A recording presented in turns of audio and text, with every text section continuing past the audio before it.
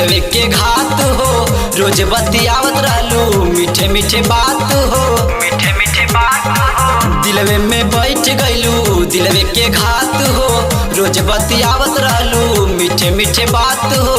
गईलू तू हम के रोआई के हो, रोआई के हमरा के छोड़ दिहलू बीचे सफर में। खुश बारू दोसरा के पाई के, हमरा के छोड़ दिहलू बीचे सफर में। खुश बारू दोसरा के पाई के, खुश बारू दोसरा के पाई के।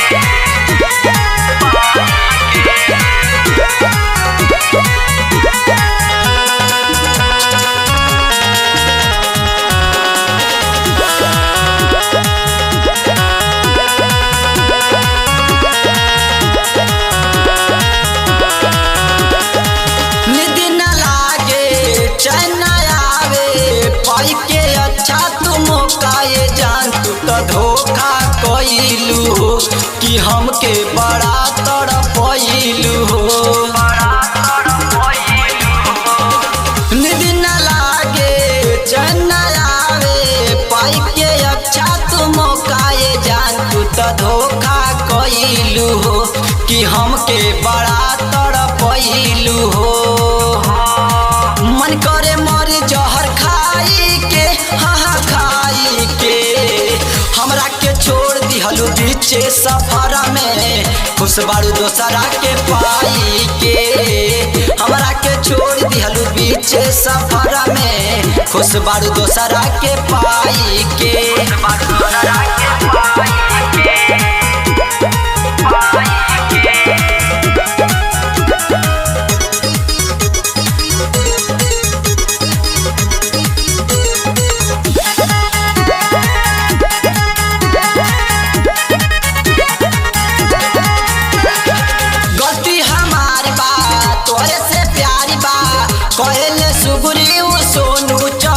तोहार जानत रहले हो यही से नहीं मानत रहले हो, मानत रहले हो। गलती हमारी बात तोहरे से प्यारी बा कहले मोनू मतलबी चरित्र। तोहार जानत रहले हो यही से नहीं मानत रहले हो।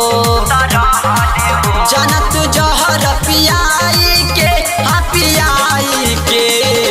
हमरा के छोड़ दिहलू बीचे सफर में। खुश बारू दोसरा के पाई के, हमरा के छोड़ दिहलू बीचे सफर में। खुश बारू दोसरा के पाई